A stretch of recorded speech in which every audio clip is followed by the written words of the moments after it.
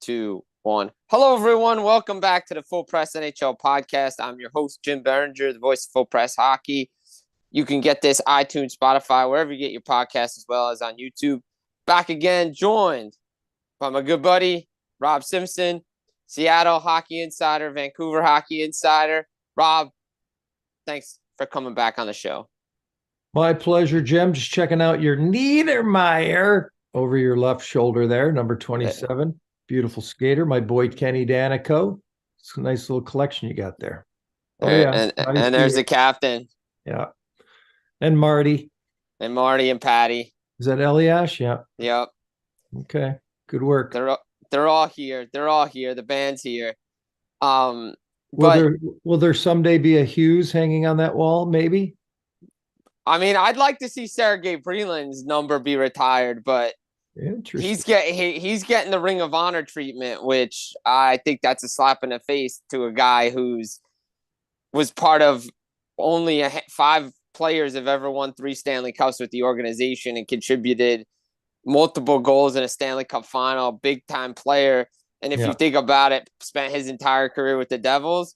He's like Ken Danico, except he was a forward. Right. Yeah, so, get it done. You know, they're kind of doing the same thing in Vancouver there. But then again, I think it's appropriate. Roberto Luongo, Hockey Hall of Famer, right there on the edge.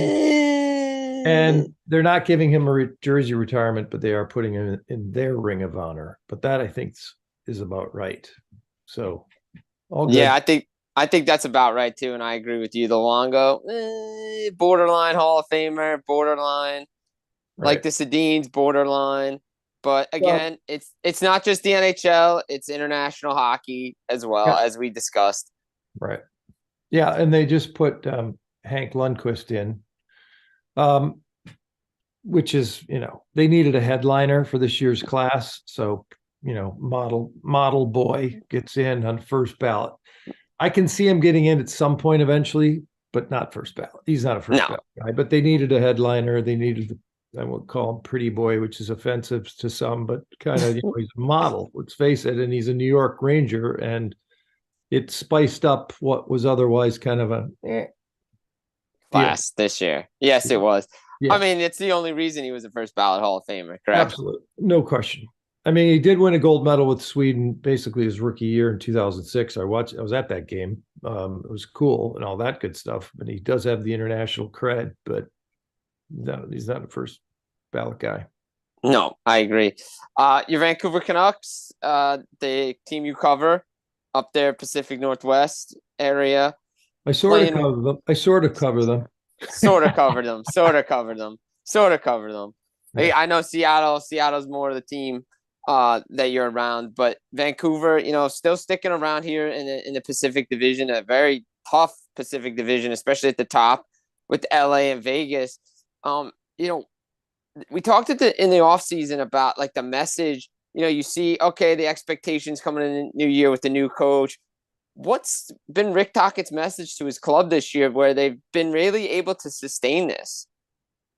Well, it's basically do the simple things and work your ass off. And you'll notice a certain transformation from certain guys, like Niels Höglander, for example. Here's a guy that, he's still only 22 years old, which seems kind of crazy because it feels like he's been a prospect forever. But he really hasn't. It's been 3-4 years of development. And he's finally starting to play a two-way game. Although in just last night's press conference post-game after the 4-1 victory over Tampa, Tocchet pointed out that Höglander still needs to work on his D game. But he's more mature in terms of puck decisions up ice. He's more mature around the net. I used to describe him as like having a hot potato on his stick. Like anytime you get near the net, it was like he just, wigs out. And just didn't have any finish because he was just a little bit out of control and wasn't very patient with his decision making. So that part of it's coming around, and now Tocchet would like him to improve on the 200-foot game even more in terms of the back check. He's great on the forecheck, first man in, all that good stuff. Brock Besser, has markedly improved according to himself and to the coach from last season in terms of his all-around play. And then, of course, now it's the Kuzmenko show.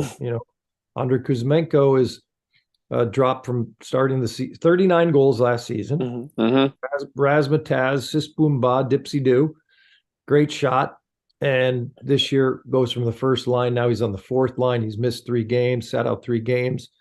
And all the talk the last couple of weeks has been what the problem is with his game. Earlier in the season, it was on Dakota Joshua.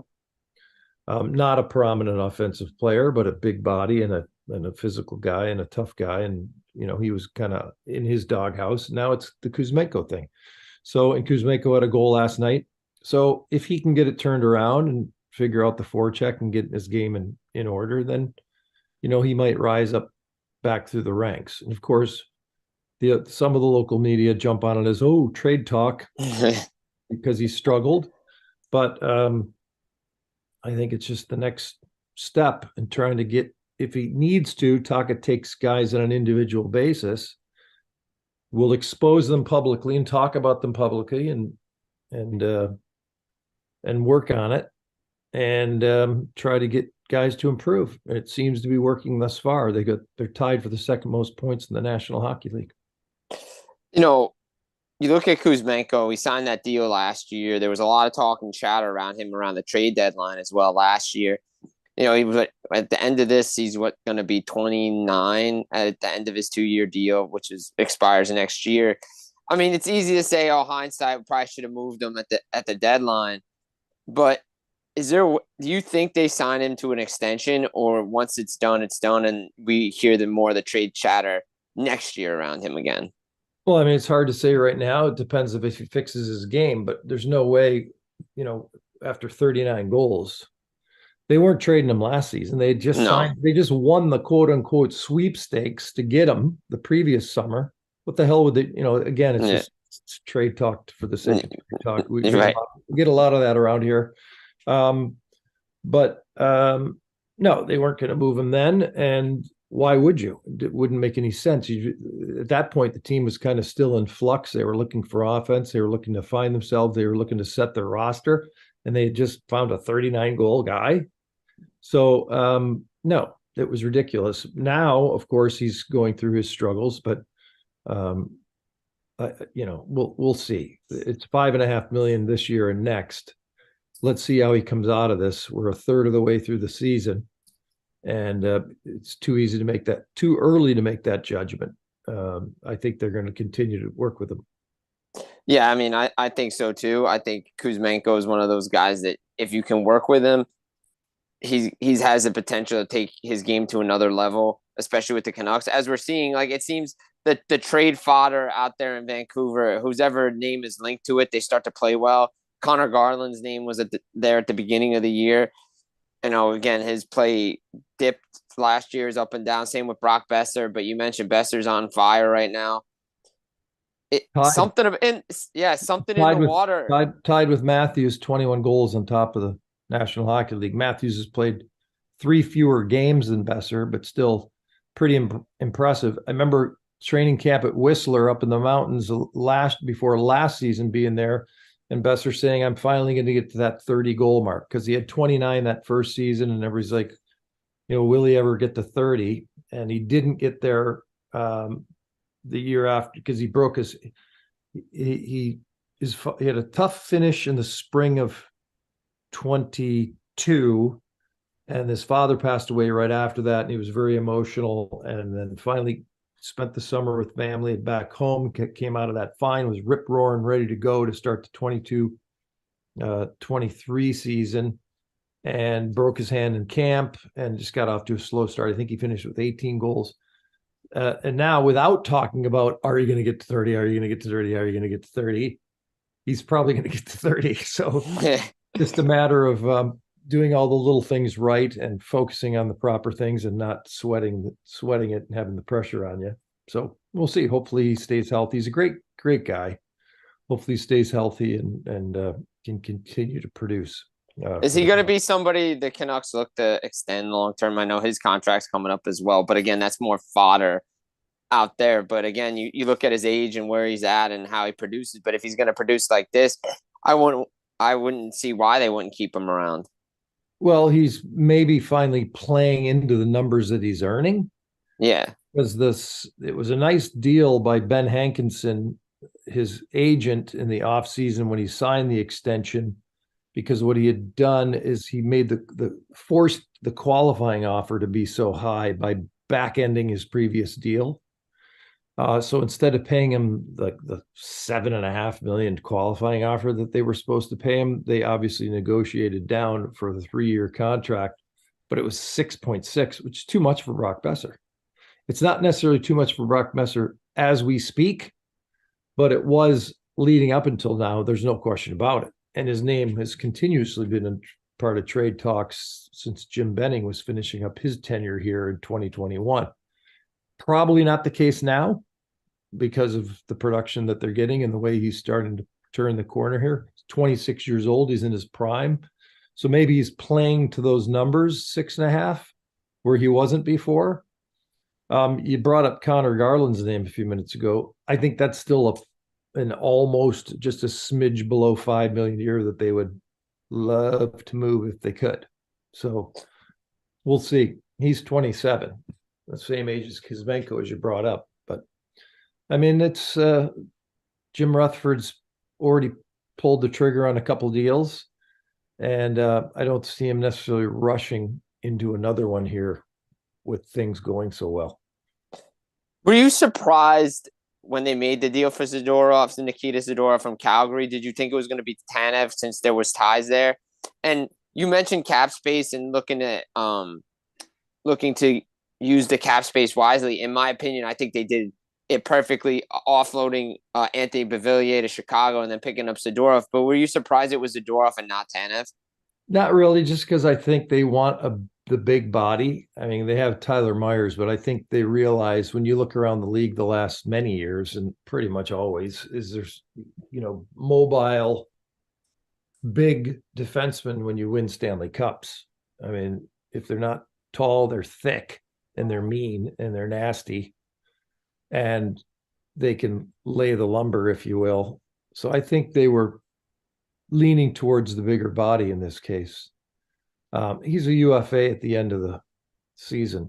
By the way, they're almost all UFAs. They've got Myers will be a UFA, $6 million. He's been overpaid for quite a while. And I know that'll be interesting, but I think they'll go bye-bye. Yeah. Zadorov's making not even 4. He might be a guy they bring back because he's only 28. Roenick's an RFA with arbitration rights. That'll be interesting. And then Ian Cole, he's a 34-year-old guy and he's a UFA, and Mark Friedman, whatever. So even though he's plugged in nicely in a fill-in role, it's not imperative. Well, it doesn't matter. He's making $775,000. So you got Quinn Hughes, and then there's everybody else, and they'll figure out who everybody else here is in the offseason. But Roenick will be one of them for sure. You'll definitely have the Hughes-Roenick top pair. How impressed have you been by Roenick this year? Very impressed. I think he needed the change of scenery. When he was traded, asking the people in Detroit what was going on, they said it could have just been more chemistry and his attitude, sort of. Now, whether that means he's a bad guy, it doesn't. Does it mean that he didn't necessarily fit in or wasn't necessarily particularly happy with his environment or the chemistry that was going on there? That's possible. So I think it's turned out to be kind of more of a chemistry change of scenery type situation where he just needed to get out of there. And I think Stevie Y wanted to get him out of there, and they did. And people now are going, "Oh my God, what were you thinking?" Well, it's one situation sometimes works and the other one doesn't. So here he is, and seems to have a good attitude, seems to get along with everyone, and we'll see where it goes next. But he's a great player, 26 years old. He's a righty. Everybody needs right D. They did for sure, and it's worked out for Vancouver. I know in the offseason when we talked, I said it was Quinn Hughes and everybody else. You brought up the line again. It's everybody else. But it seems like everybody else on that D core has risen their game up to match the level of Mr. Quinn Hughes. Yeah, well, it's because they finally got a pairing that works. I mean, Luke Shen was great as a kind of a policeman for Quinn, a guy to have ride shotgun and be his big brother and take care of him and make sure nobody took liberties, which is obviously a good thing to have. But this is a legitimate pairing, top pairing. I mean, this is an elite top pairing, and that's something they didn't have because they couldn't find a righty. They plugged in different right-handers that didn't work out in recent time, and they've had other little prospects come through. Jack Rathbone, a lefty who they thought was going to be the guy to slot in somewhere behind Quinn Hughes, just never happened. He's since moved on. So I think you finally got that elite top pair with Roenick in there, and then everything kind of trickles down, right? Your depth, what the guy that maybe used to be a 2 or a 3 is now properly slotted at 4 or 5, and a 3-4 is that shouldn't have been is now properly slotted as a 5-6, and then someone that's a 5-6 that shouldn't be in the lineup isn't in the lineup. So it's just a matter of building out the depth from the top down.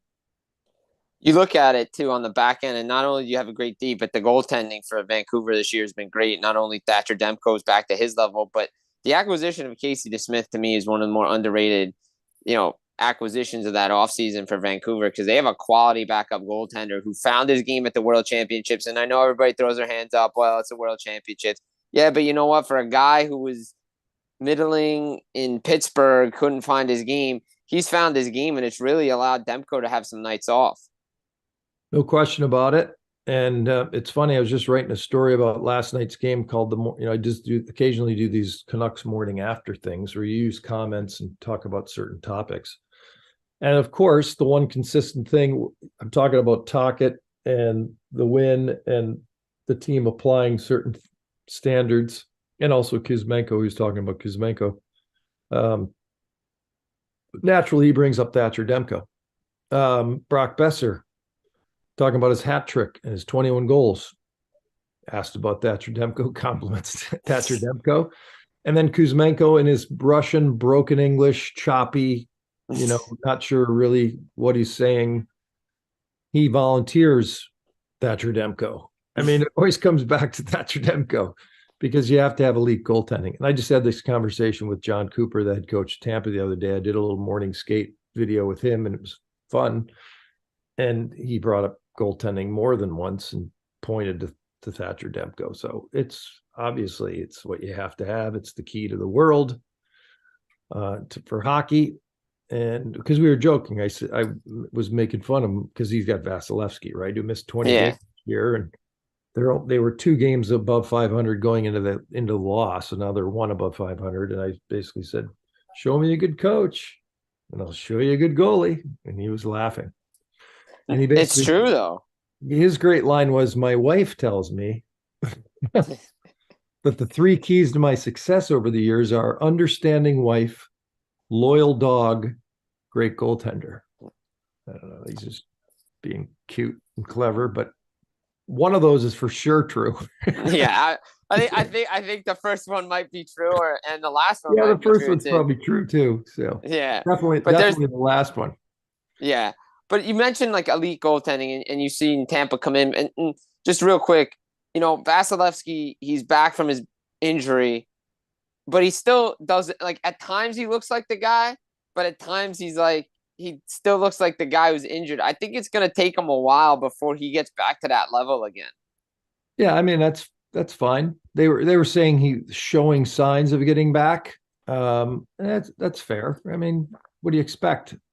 It's the most important and most time-consuming and difficult position on the ice, and the one that can get in your head the most as well. So it's understandable that it'll take them a little bit of time, but they said after 3, 4, 5 games getting into that ballpark that he was starting to show signs of being himself. So I didn't see all the goals last night. I was kind of watching 2 games at once. I was at one game and trying to watch the other. So that made it a little bit difficult, but he only faced 22 shots last night and gave up 4. So, well, no, there was an empty netter. Sorry about that, but I didn't necessarily see him. I know one was a one-timer from Besser because he had the hat trick, and Kuzmenko ripped one home too. So they got some decent performances out of the Johansson kid backing up Vasi. So we'll see. He's been very impressive, Johansson, for Tampa. So he kept them above water, as we like to say. And to me, Tockett's done a great job, with this Canucks team. And I love his comments after games, especially when they lose, because he puts it back on the players and he puts it on himself, because it's like, hey, early on we saw them go through this hot streak, then they go to Philly, get spanked around a little bit, calls out his team, and they seem to be responding to the way he, as you mentioned off the top, pick and choose guys in the media, but sometimes he'll just pick and choose the whole team if the performance isn't well, because they were going through a little spell there where they were up and down a little bit. Yeah, and as you just mentioned, though, there's also accountability for himself. And my favorite thing, when I posted the story today about the morning after, I usually link previous stories at the bottom in case people missed them or whatever. And my favorite line is the headline from a story after a 6-5 loss. And that was, he said, "It's on my ass. I've got to get these guys to do it." And that was a direct quote out of his press conference post game. So or might have been the next morning. So he's talking about, he pinpoints a topic or area of the game. He might mention a player or two, and then he came back to himself and ultimately said, "Ultimately, this is on my ass. I've got to get these guys to do it." So there's accountability, and players recognize that. Yeah, and it's good to have that kind of accountability. We've seen it with the coaching changes, the players. We've seen it in Minnesota. We saw it in Edmonton. We're seeing it in St. Louis, the coaching changes that have happened, the players taking responsibility for those coaches not being there anymore, even though they're hired to be fired. But again, sometimes it's on the players to perform, and if they don't perform, it's easy to get rid of the coach. I'm not saying this is going to happen, because Ron Francis is a patient man, and this is only the third season of Seattle Kraken hockey, but they have taken a major step back this season. What is going on in Seattle? Well, there's no way he's getting rid of his coach. Both Right. Francis and Haxall got extensions over the summer after their delightfully surprising 2 rounds, Game 7 loss to Dallas, second round, right? Took it along. And it's not really on Haxtell. I mean, this is on the lineup. This is on the roster. It's too thin, particularly from an offensive standpoint, to have injuries. Like, it's just, I mean, for all the talk about, oh, gee, depth scoring last season, how wonderful is the depth scoring? The depth's really not there when you lose an Andre Burakovsky again. And he seems to be out of the lineup more than he has been out of the lineup more than he's been in. And Jaden Schwartz is out of the lineup. He's one of the guys that goes to the difficult places on the ice.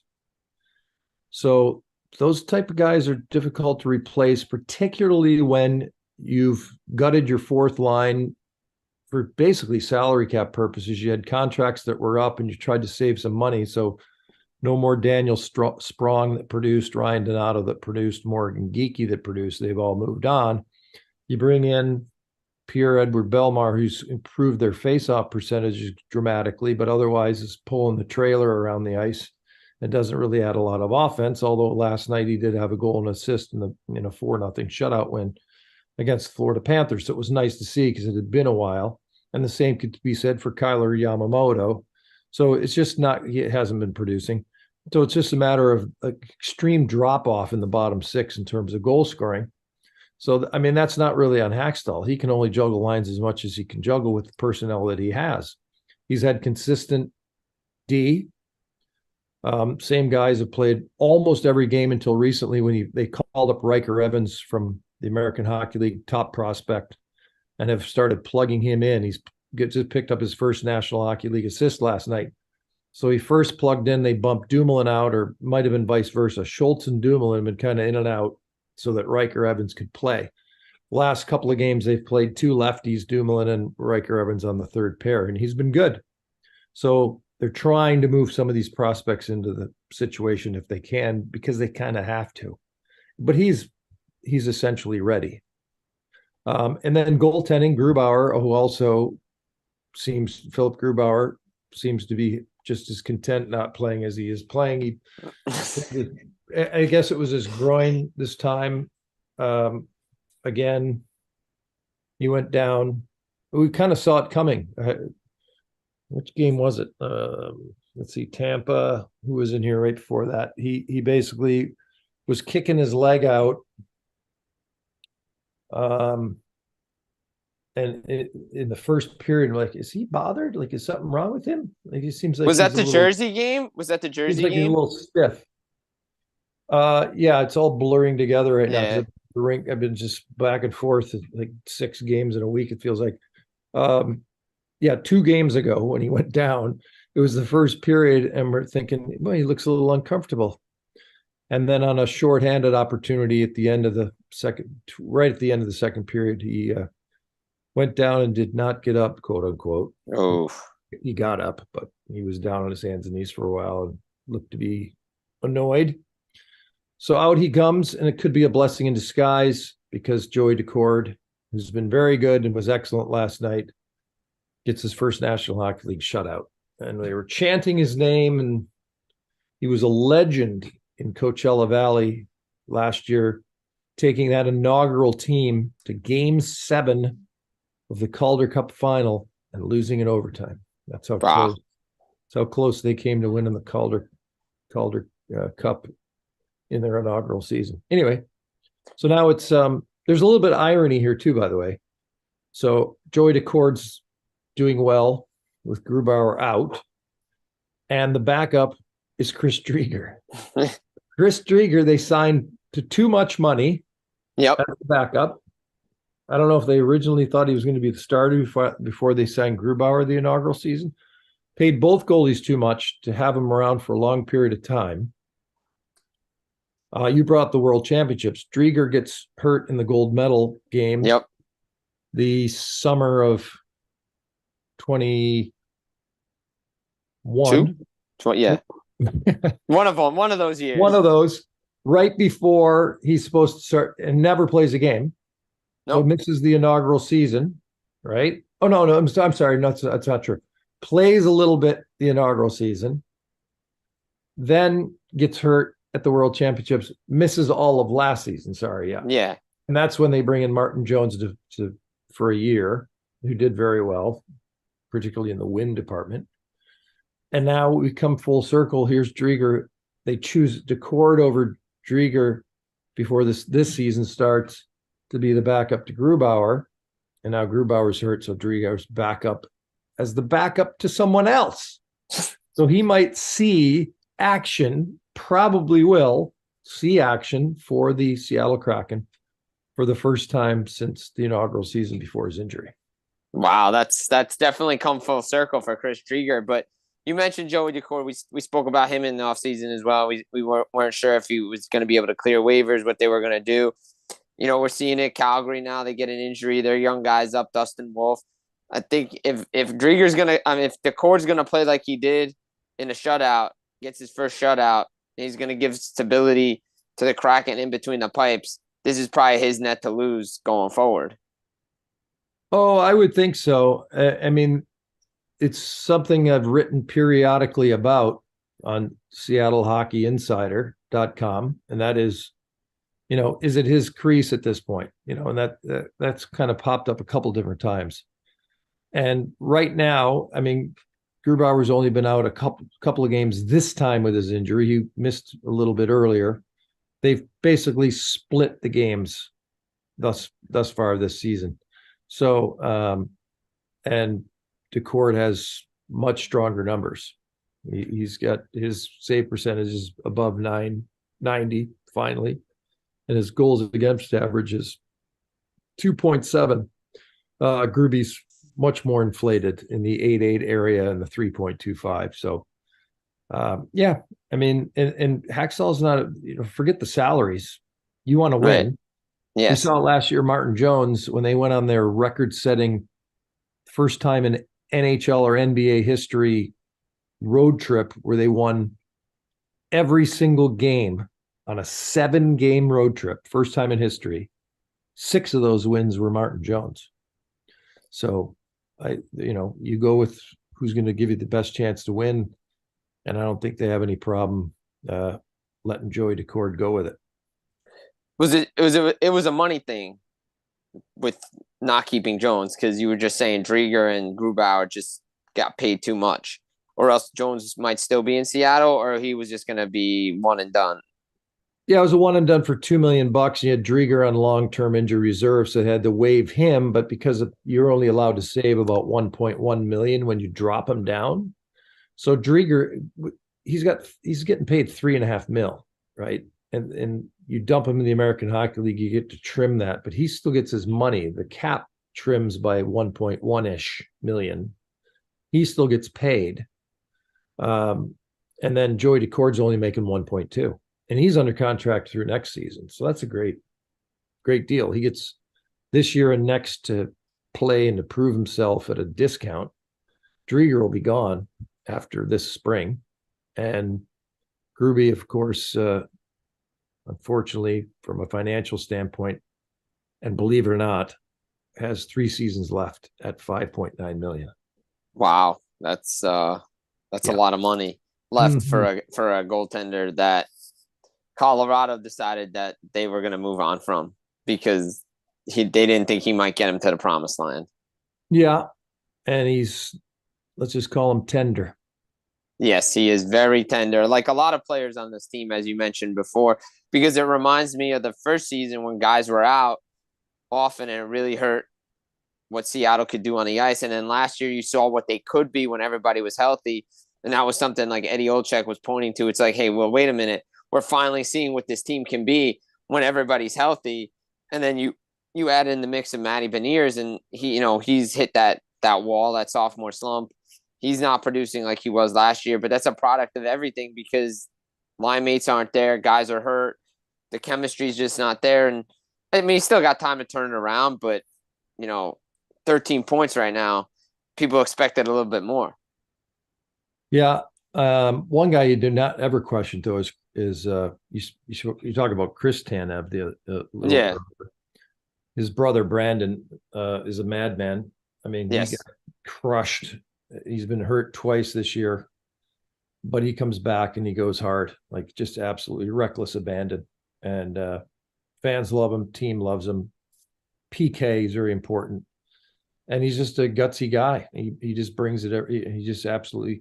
He single-handedly kept his team in the game 2 games ago by just basically delivering big hits and picking the team back up. A game that they eventually lost anyway, but he was a key factor. Did take one stupid penalty, but he's just that guy. They're not completely out of it. It's very important they beat the Chicago Blackhawks Thursday night, because for a lot of reasons, obviously Chicago's been struggling. Seattle went into Chicago to start their last road trip, but it turned out to be a disaster, and it became a disaster because they played their worst game of the season in Chicago and lost a game they never should have lost. So they've got that motivation. They got the fact that Chicago obviously is not very good yet.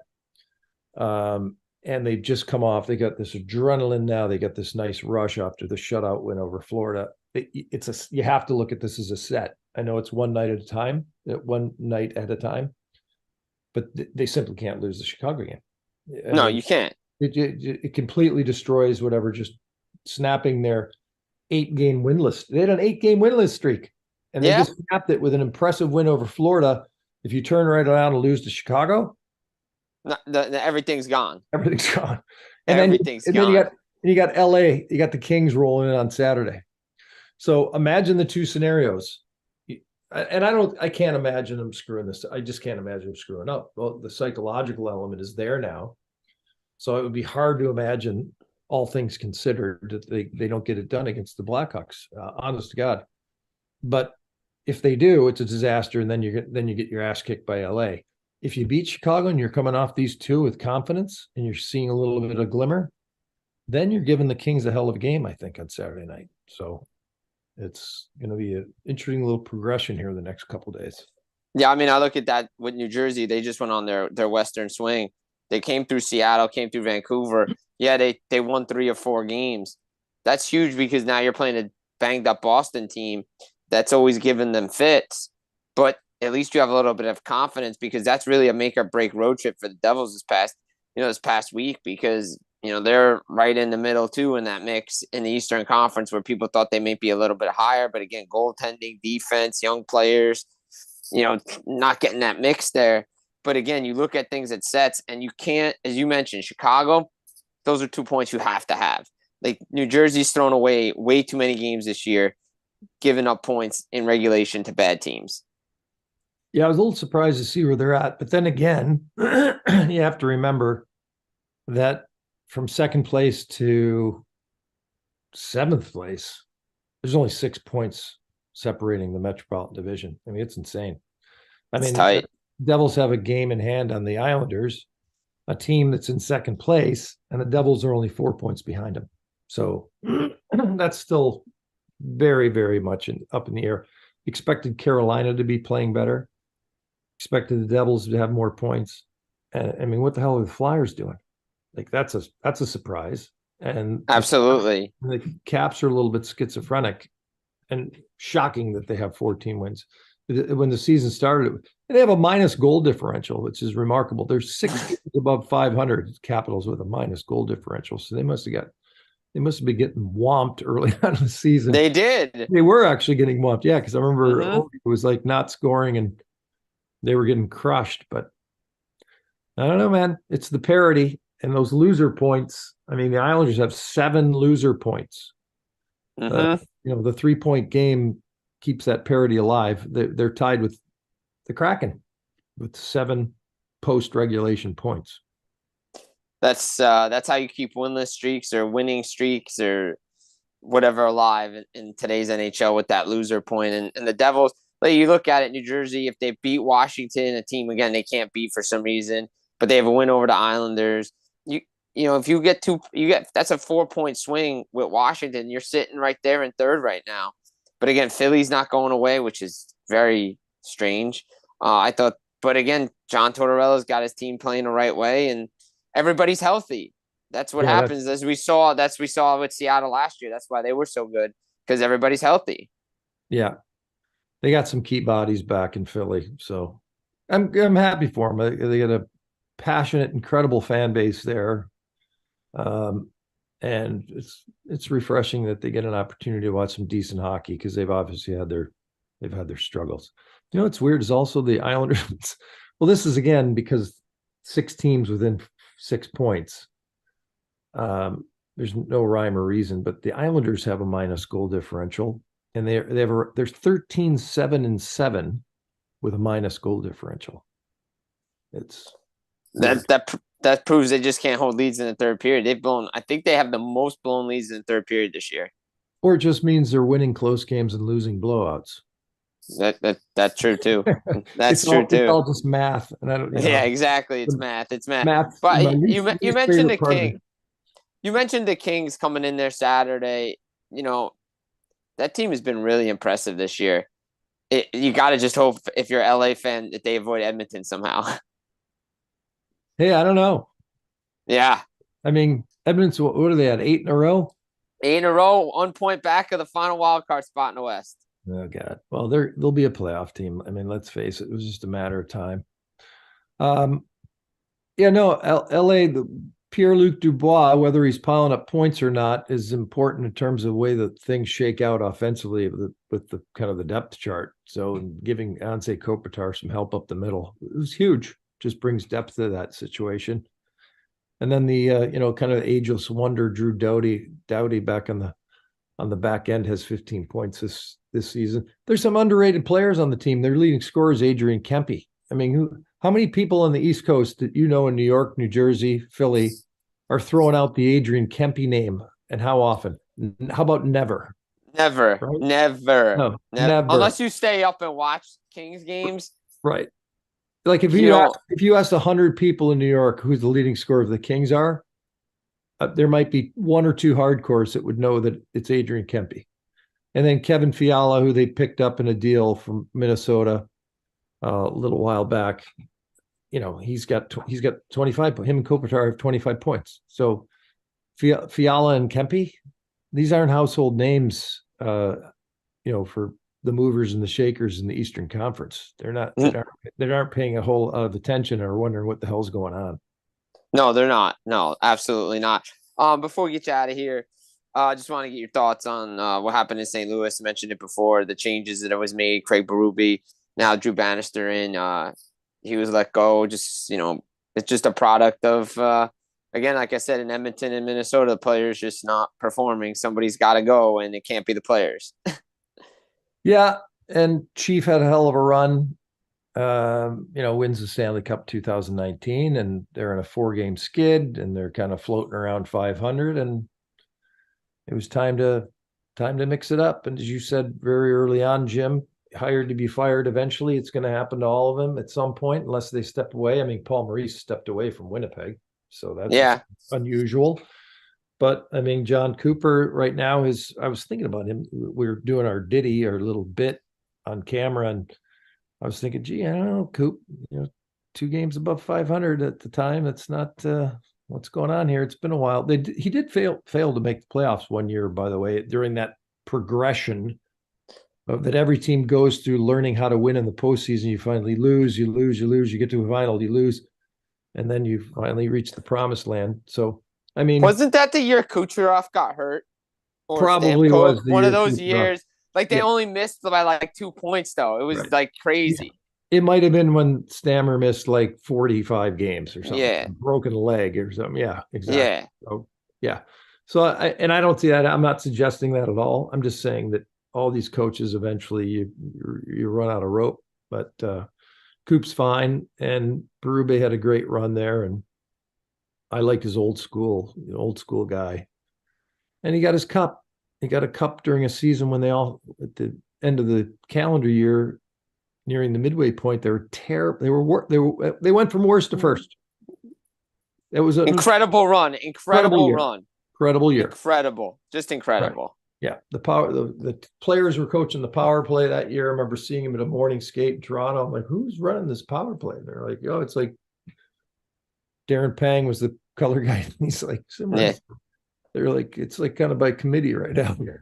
Okay, we got Tarasenko running the power play. That always works out. He's probably going to want the puck in the circle. What do you think? Anyway, they solved that problem, and it's pretty amazing. Covered that final when they beat the Bruins. What a final! What a team! And again, just things up and down, and it's a tough Central Division. Winnipeg's where they are. Dallas, Colorado. You're going to compete with those teams. Your top players have to perform, and sometimes, I'm not saying this is what happened, but sometimes the message gets lost. Maybe there's disconnect with certain players, and I know probably he's not a detailed oriented guy, but he's a motivator, and he's that kind of guy that I think any team will want if they decide to make a coaching change that's close to winning. Yeah, and I mean, just look at the roster, though. I mean, Tarasenko's gone. Yeah, shows you the value of Pietrangelo. He wins. Yep. He goes to Vegas and wins. He's incredible. Vince Dunn he was like a 5-6 at that point, maybe rookie second year. He's leading scorer. Leading scorer for Seattle. Schwartz was on the team. So I mean, you can go through. Ryan O'Reilly was there. Ryan O'Reilly, yeah. I mean, go through the list. It's a whole different look 5 years later or 4 years later. So understandable, and Chief had a good run. Again, Rob Simpson here, SeattleHockeyInsider.com, VancouverHockeyInsider.com. What are you looking for your team, the teams that you cover going forward as we get toward the end of the calendar year and, the rest of the season? What do you think you expect from these teams? I would expect Seattle just trying to scramble here as much as they can and work hard to try to get themselves back into playoff contention. I mean, the patient is not necessarily dead yet, but pretty close. It's almost on life support, just based on statistics. But that's why this week's very, very important. They don't have really any wiggle room if they're going to make a surge. So it's just a matter of getting healthy bodies back. They're not going to obviously be buyers. They were in playoff contention last deadline, and Ron Francis didn't add any talent. They're taking the long approach, which is fine to an extent, It just depends on if it affects fannies in the seats and Yeah. what point you have to maybe try to change things up. But I think they'll stay the course and they'll try to scramble and get themselves back in it by playing their style of forecheck depth hockey. And then the Canucks just, will Jimmy Rutherford, will they pull the trigger again between now and the deadline to try to upgrade for a team that is quickly becoming a Stanley Cup contender? Where can everybody find your work outside of SeattleHockeyInsider.com and VancouverHockeyInsider.com? You can check out my YouTube channel, which is actually a lot of fun. And it's Simmerpuck, which is also my Twitter X handle at Simmerpuck, Simmerpuck, 2 M's, like a simmering pot. Basically my nickname for 30 years, Simmerpuck. But the YouTube's fun. So I just did back morning skates. Guys usually don't do this, but I was pretty fortunate. I got Coop to do it one morning. So we have like a little 4-minute ditty after the morning skate. And then John Hines did it.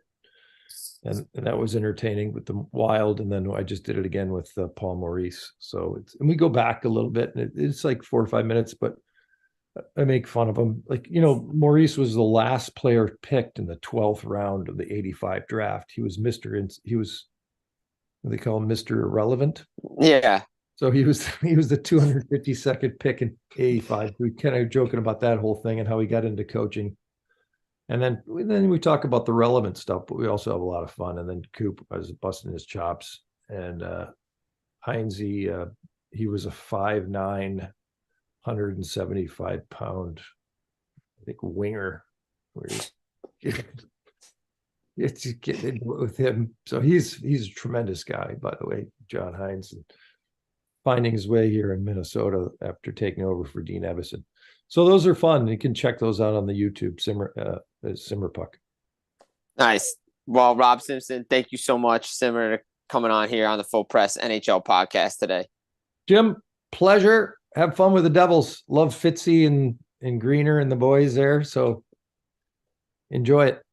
Thanks, buddy. I appreciate it. This has been the Full Press NHL podcast. I've been your host, Jim Biringer, the voice of Full Press Hockey. Get it iTunes, Spotify, wherever you get your podcasts, as well on YouTube.